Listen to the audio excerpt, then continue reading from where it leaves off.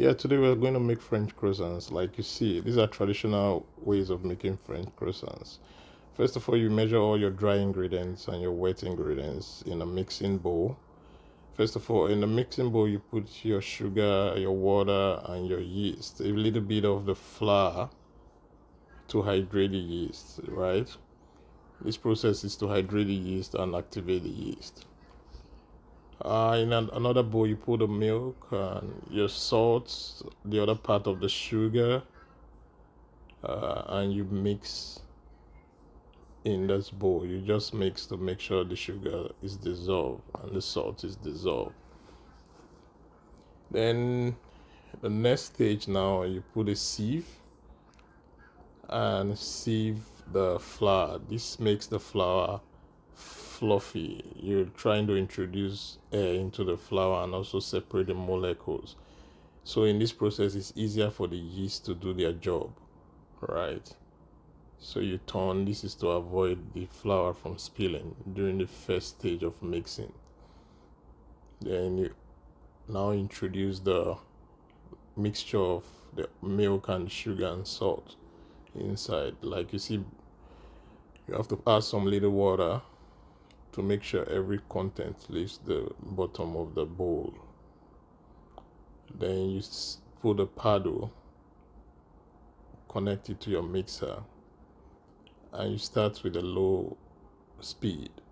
You're going to do this mix, you're going to mix this for 8 minutes with a low speed, speed 1, until you see the gluten is well formed and the walls are clean.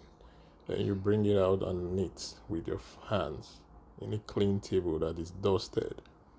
You knit.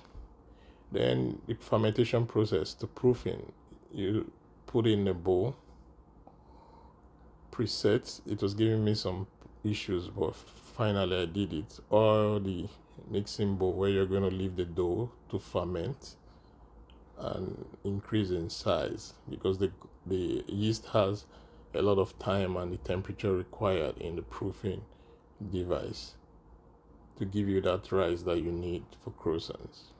So right now it's about 45 minutes. I dust the table again, and this time all I need to do is to dust the table, apply some little of the flour on the dough, and roll out so I don't get the dough stick to my rolling pin.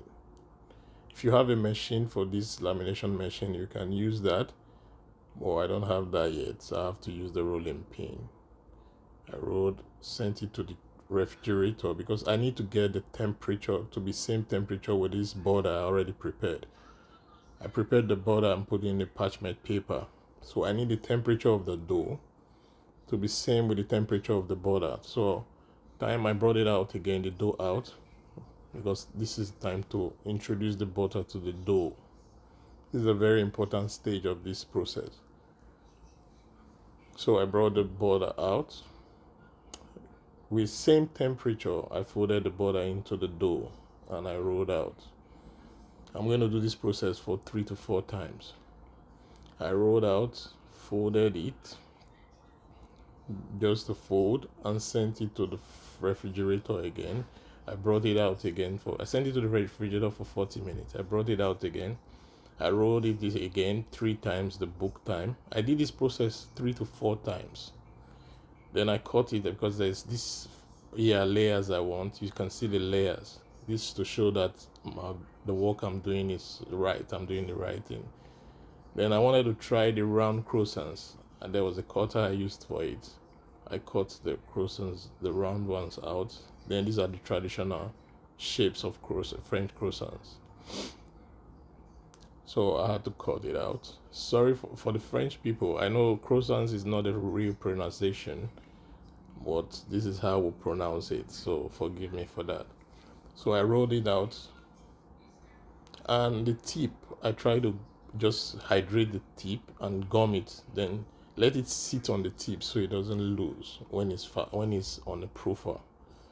I set the proofer again. Then I send it back to the proofer device. I allow it to proof for 45 minutes. Then I bring it out from the proofer Then at this stage, my egg wash is ready. I gently, with a soft brush, gently wash the croissant, wash it. Then I set my oven for 350 Fahrenheit. Some people go more than that, to 370, and bake for lesser time, right? But I just want mine to gently get done, but with a nice look on it, right? So I sent it to the oven after it was preheated to bake for 15 to 16 minutes. But I was monitoring. That's my croissants coming out so fresh and beautiful, right? These are the round ones I wanted to try as a test. I got a lovely result. These are the beautiful croissants. If you enjoyed this video and you want to see more of our videos, because we infuse recipes, right? Subscribe to this channel and follow us for more videos. The next video is you're gonna see how I prepared the beef filling with suya spices, like a suya fillings. Follow us for more videos. Bye.